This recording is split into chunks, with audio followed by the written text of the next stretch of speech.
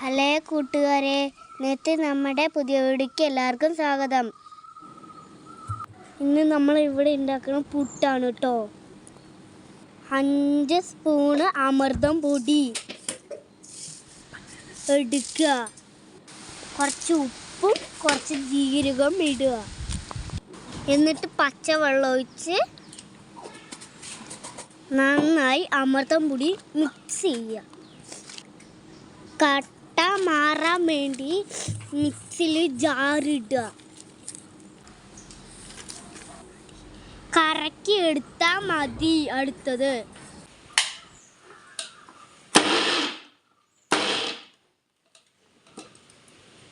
ഇപ്പോൾ ഞങ്ങൾക്ക് സോഫ്റ്റായി കിട്ടിയിട്ടുണ്ട്.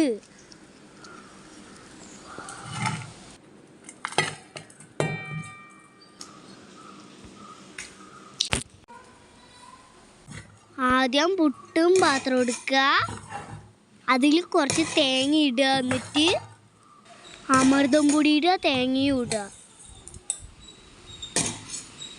അടച്ച് വെച്ച് ആവി കയറ്റുക. ഒരു 15 മിനിറ്റ് മതി, ആയിക്കോളും. എല്ലാവരും ഞങ്ങളുടെ വീഡിയോയിൽ സപ്പോർട്ട് ചെയ്യുക. നമ്മുടെ പുട്ട് ഇവിടെ റെഡിയായി ഗൈസ്.